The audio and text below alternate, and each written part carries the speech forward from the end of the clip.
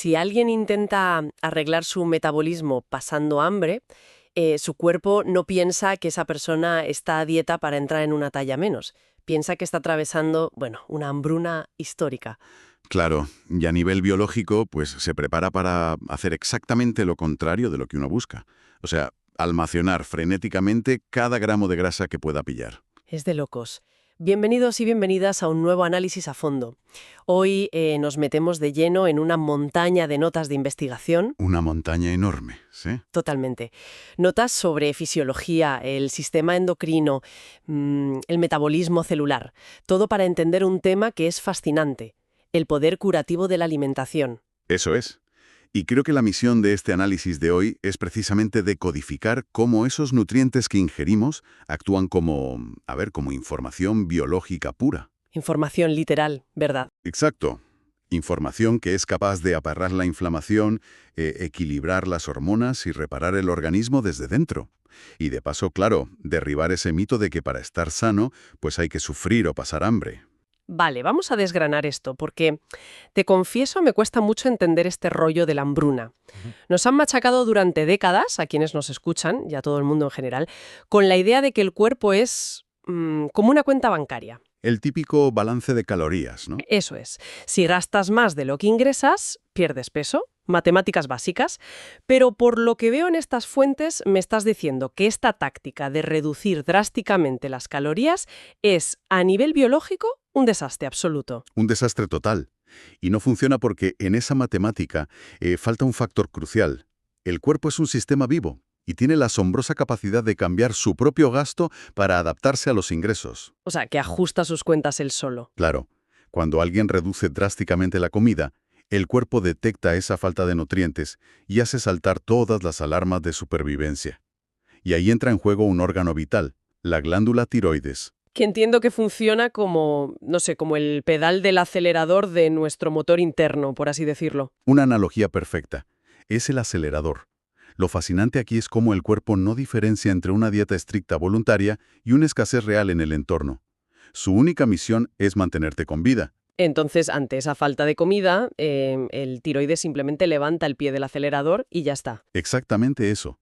A nivel mecánico, lo que hace es reducir la producción de una hormona muy específica, la T3 activa. Ajá. Y al bajar esos niveles de T3 en la sangre, el metabolismo frena en seco. Economiza energía. Si hay poca comida fuera, el cuerpo ralentiza todas sus funciones celulares, para que dures más tiempo vivo. Madre mía. Viéndolo así, tiene una lógica evolutiva aplastante. O sea, pienso en una analogía. Si en las noticias anuncian, de repente, que habrá un desabastecimiento inminente en los supermercados, la gente no empieza a derrochar. ¿Qué va? La gente entra en pánico. Claro, la gente corre a acaparar comida y a llenar las despensas por si acaso.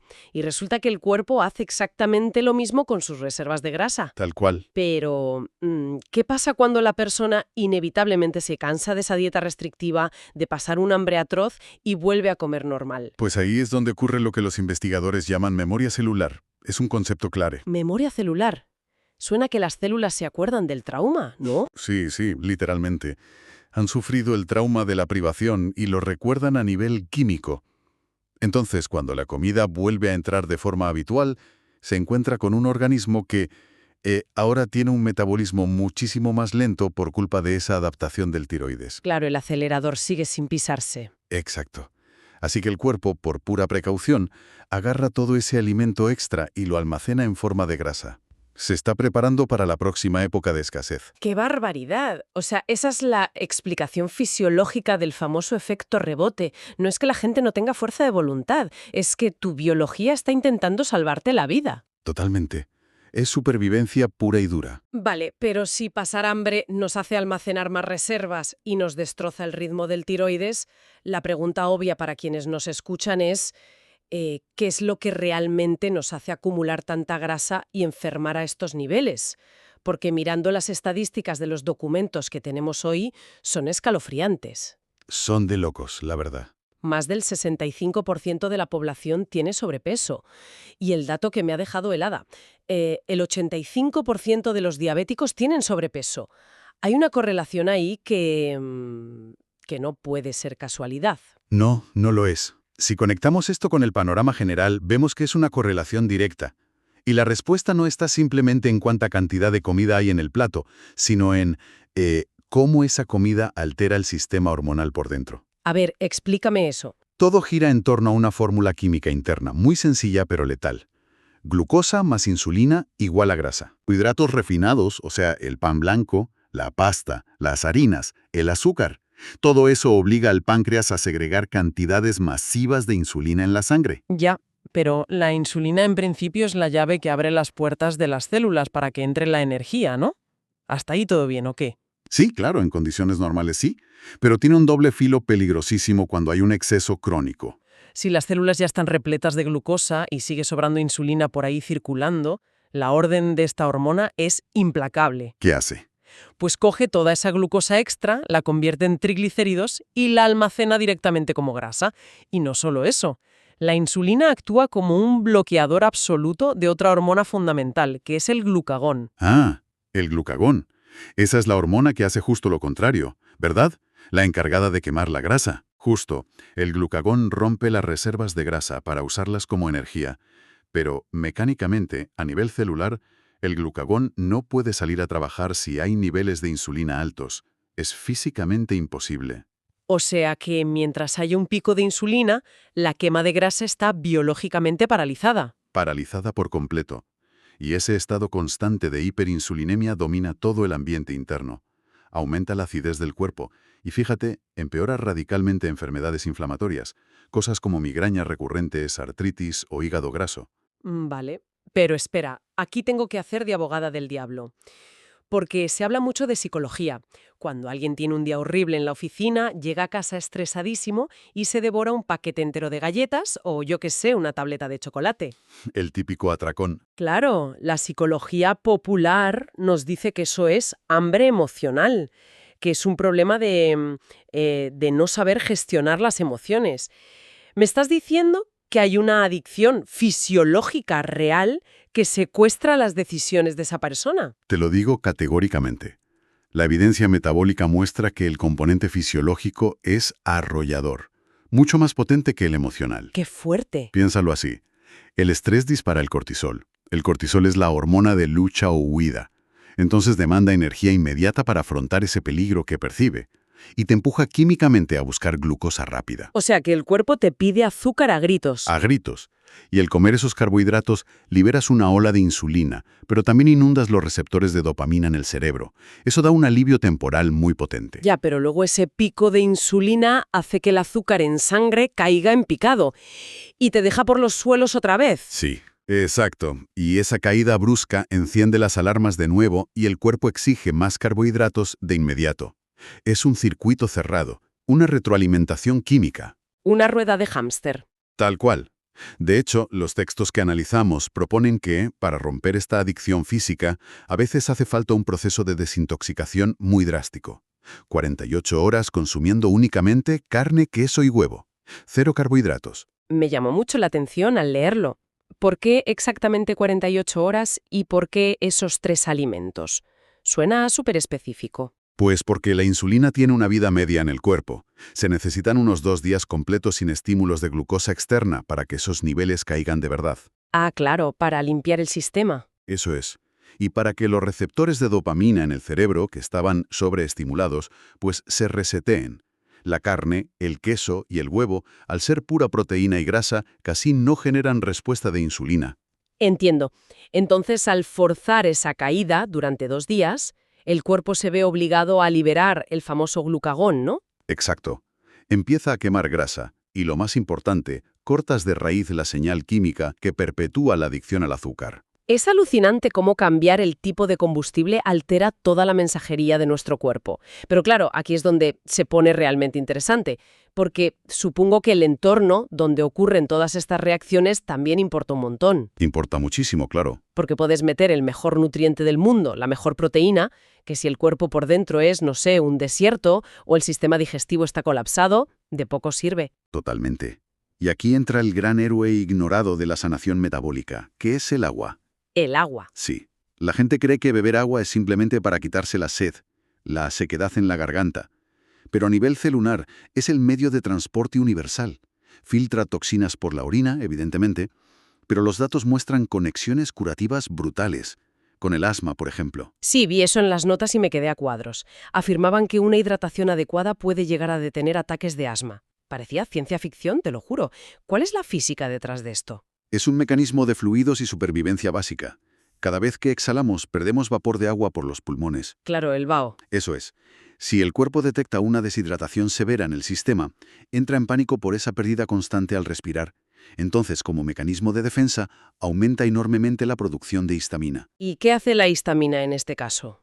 Pues actúa cerrando y estrechando los bronquios de los pulmones.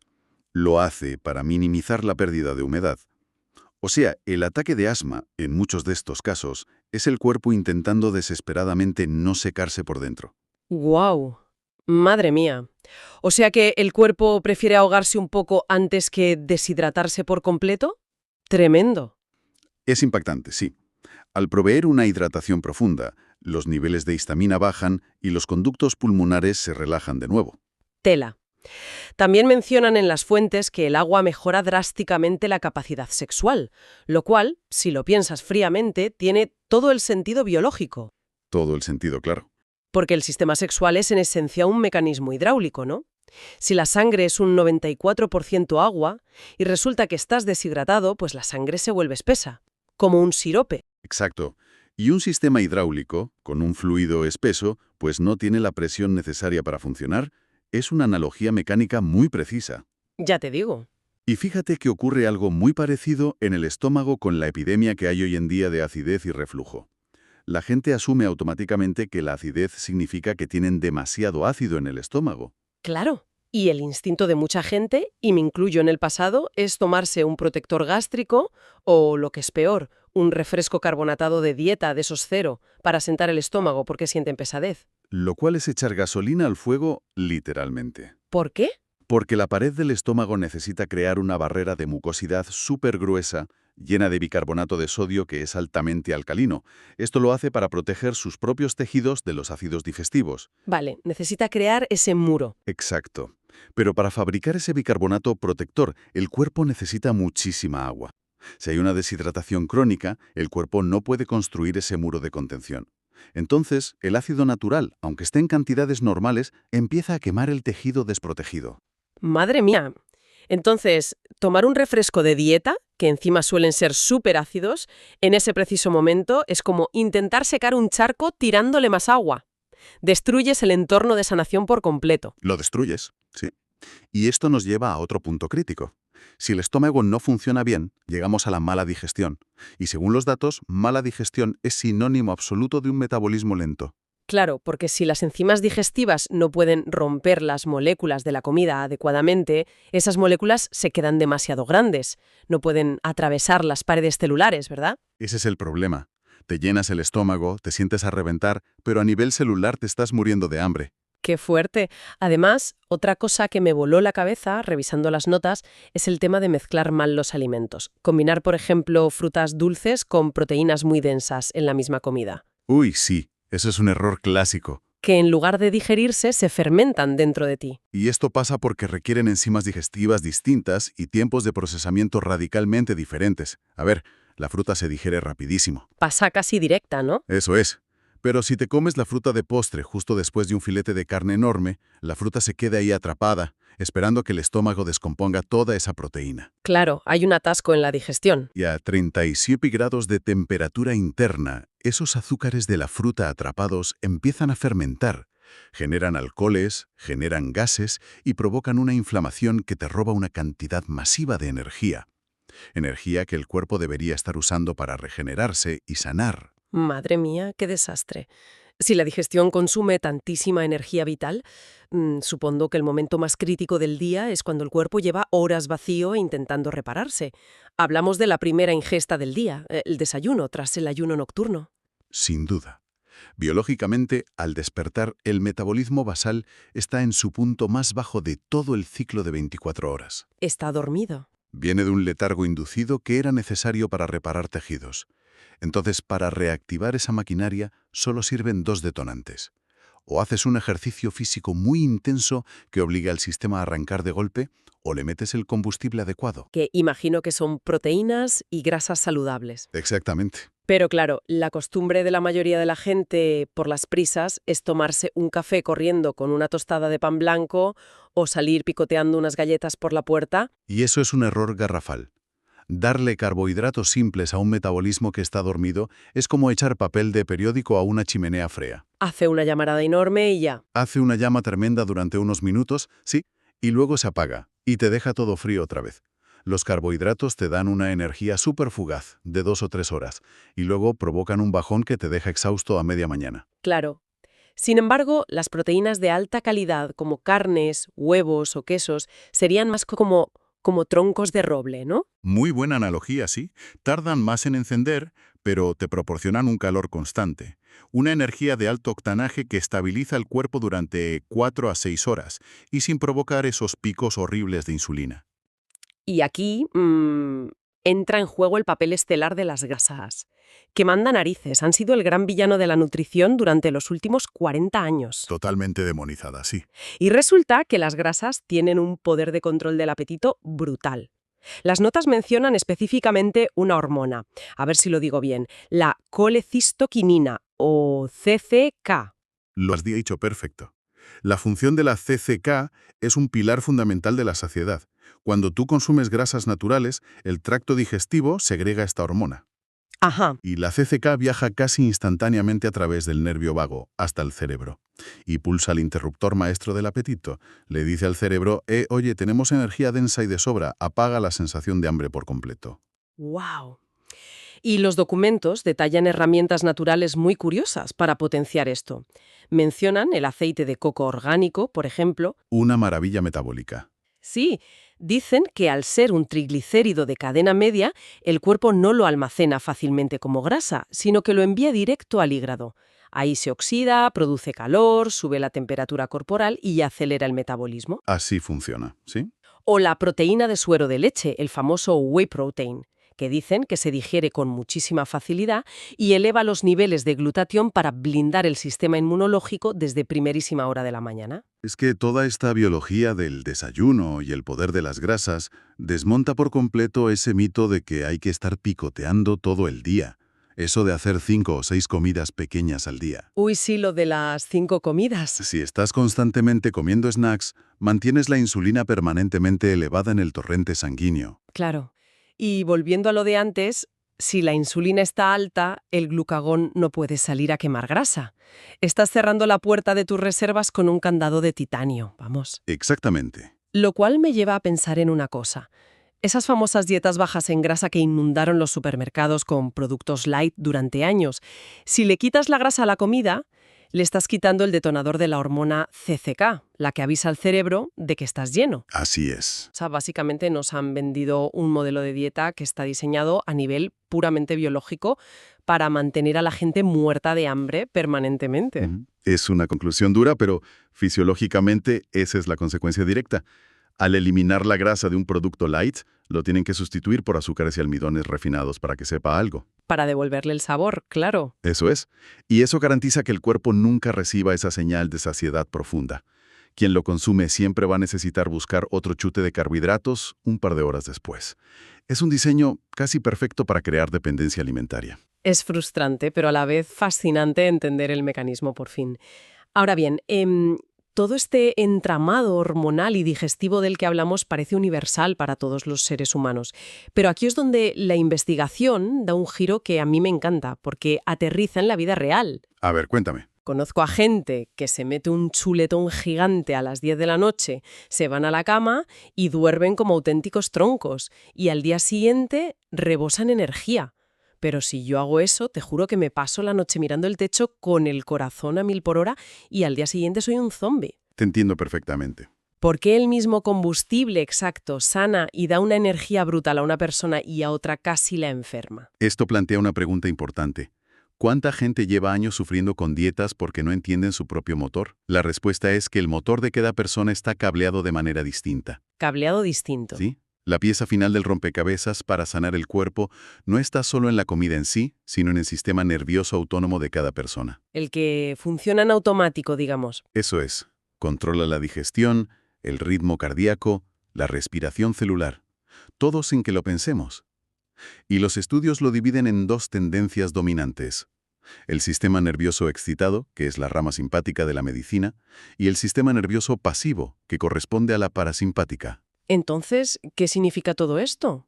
O sea, ¿sería como el acelerador y el freno de nuestra fisiología? Exactamente.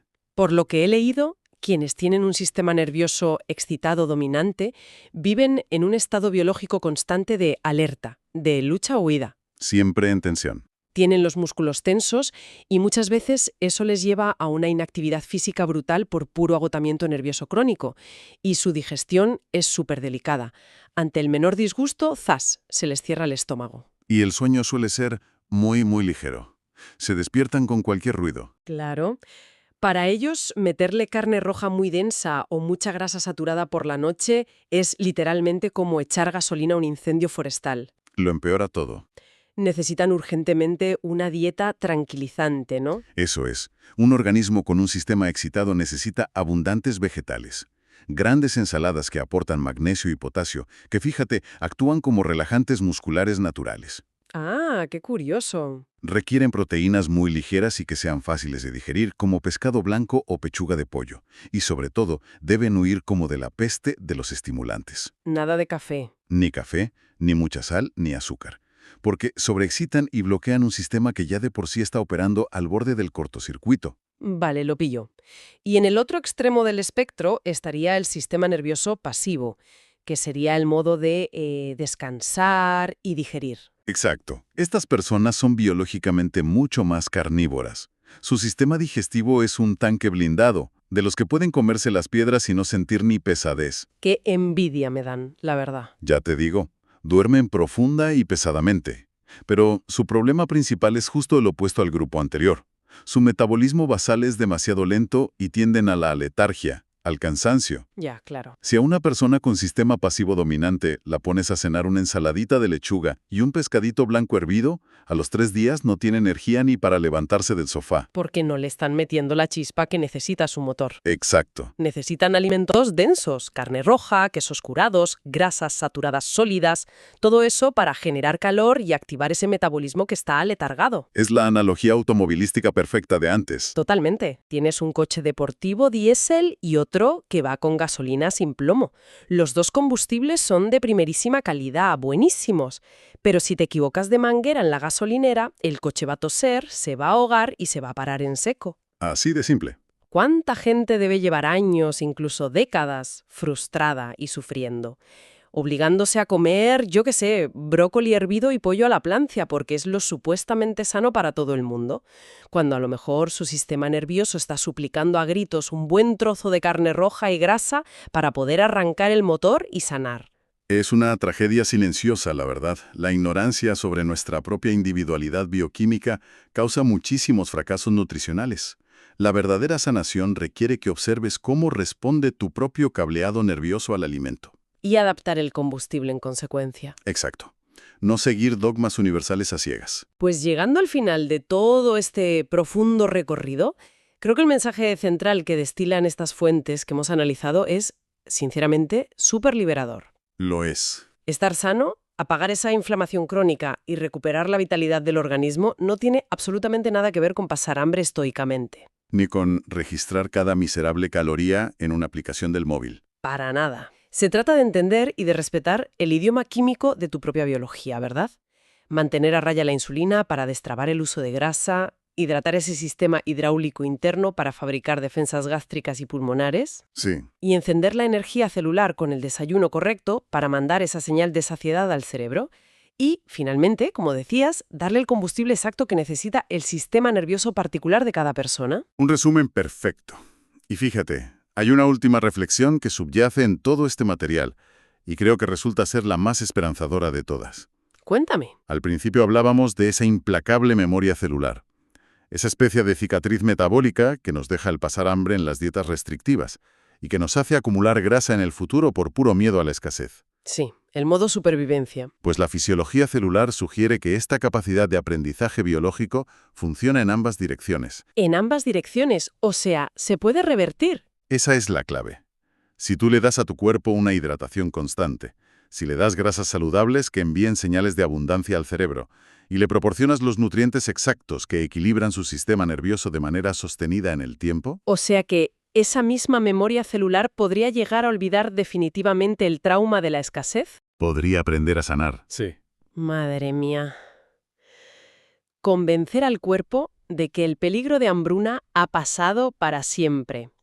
Y permitir que toda esa maquinaria biológica se relaje, que suelte por fin el peso retenido por protección y aprenda a repararse y regenerarse por sí sola. En piloto automático, sin que tengamos que forzarlo conscientemente. Sin pasar hambre nunca más. Es un cambio de paradigma total sobre cómo habitamos nuestro propio cuerpo. Dejamos a quienes nos escuchan con esa poderosa idea para que le den vueltas y la exploren por su cuenta.